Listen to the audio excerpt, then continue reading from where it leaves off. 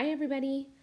So yesterday we talked about how to expand binomials, so things with two terms in a bracket. Today we're going to talk about how we do the opposite operation. So this opposite operation is called factoring. So factoring is the opposite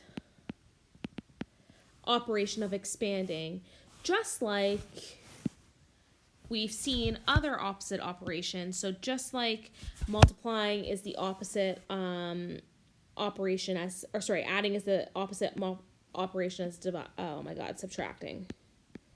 Goodness gracious.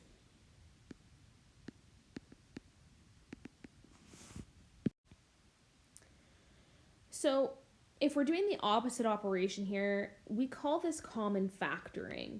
And to common factor, all we're going to do is look for something that's the same in both terms.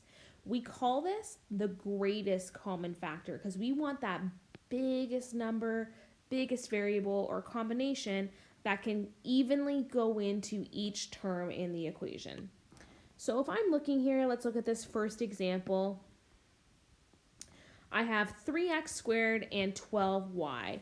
What's the biggest thing that can go into these? So the first thing I'm going to say is, okay, I know that 3 can go into 12. That's great. But x and y's, those things don't mix.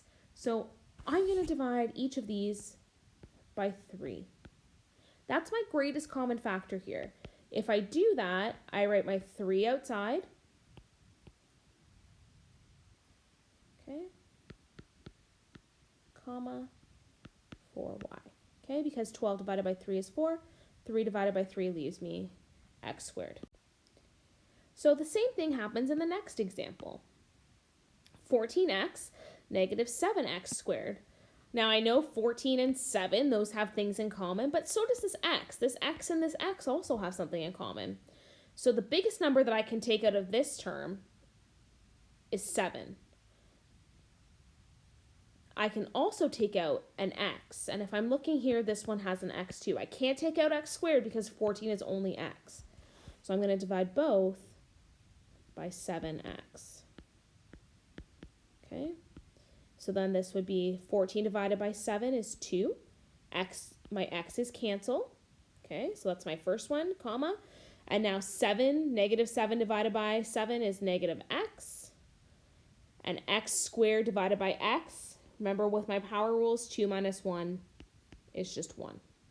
Okay? So I know the above example, those weren't equations, they weren't expressions, they were just numbers that had commonalities, things that were similar. So we can actually do the same thing with real equations, and that's what we're going to do here. And remember that this is called common factoring. So part of this process is identifying what is the largest common factor, the GCF. And if we don't do this correctly, then it's not going to be completely factored. So this is kind of like when you're reducing fractions. If you don't pick the biggest number, then you just have to keep factoring. So here's what we're going to do. We're going to look between 12 and 6, and let's pick the biggest number that can go into both of these. So the biggest number that can go into 6 and 12 is 6. And then I have one x here, and I have x squareds here. So because I don't have x squareds in both of these, that means that x is the biggest thing that I can take out, and 6 is the biggest number I can take out. So we're going to divide both things by 6x. Now, whatever you divide here, that's going to go outside the bracket like this. Okay? 12 divided by 6, that's 2. X squared divided by x, that's x. 6 divided by 6 is 1. And the x's cancel. I'm going to close off my bracket.